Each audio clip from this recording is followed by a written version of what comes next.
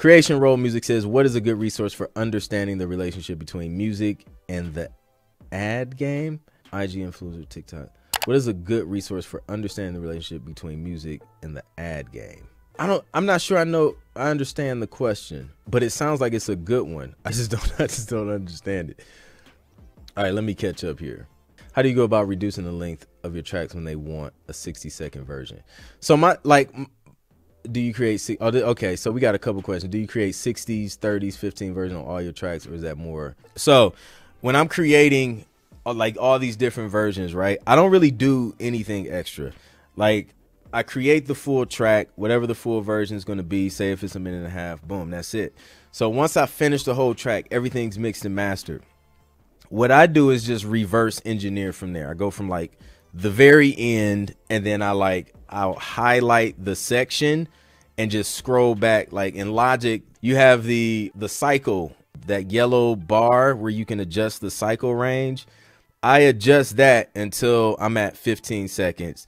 I may have to nudge it a little bit, or maybe adjust the ending lengthwise to make it hit 15 seconds, just depending on, you know, where it lands, because you don't want it to start in the middle of a kick and hi-hat roll. Like, you want it to start at a point that makes sense musically. But then I just go backwards. So I'll do like 15 from the end to 15 seconds, and then I'll do from the end to 30, from the end to 60. And that's how I do it. So it's not like I'm manually like creating all these different versions. I used to do it the hard way, but now I just do that cycle thing and just highlight a section and just make sure the start is like on a downbeat. I may have to throw in a snare roll or something, or a riser, just to extend it. Like, say if it's at like 11 seconds, I need a few more seconds to get to 15. Maybe I'll throw a riser right at the beginning and then, you know, make it 15. So that's how I usually do it. And it makes it so much easier if you do it that way. What specs do you export stems when you're completing a brief? Depends on the brief. Everybody wants stuff differently.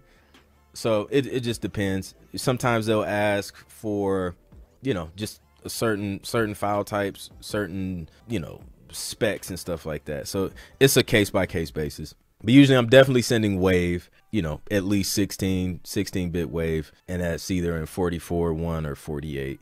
I've been doing most of my stuff in 48, but yeah. Metric AB from Plugin Alliance is a good piece of reference software to compare your mix to a final mix. Dope. Shout out to Simmer Music for sharing that resource.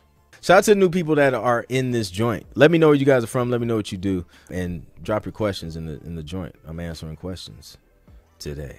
How do you handle metadata? Do you do it as soon as you finish the track?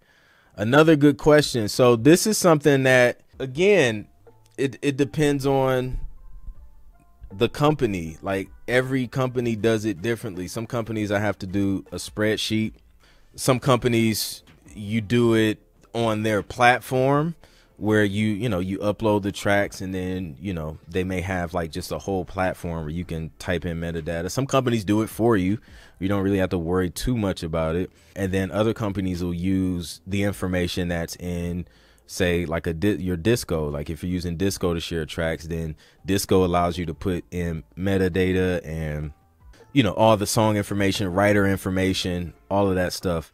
I'm using Disco a lot, so a lot of that information is going to be right there. And then when they download it from that Disco link, that information carries over, and they can see it.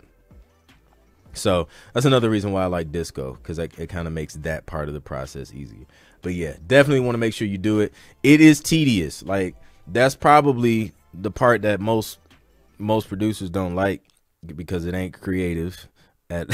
In a way, I guess, it's boring. I'm gonna just be straight up, but it has to be done, because that's how your music is. Like, when they're searching for stuff, and they're searching based on keywords and moods and description, that's how they're finding your music, and you want it to be included in that bundle that they shop out, you know, to CBS, to Fox Sports, to NBC, to Netflix, you know, whoever they're sending this music to. So yeah.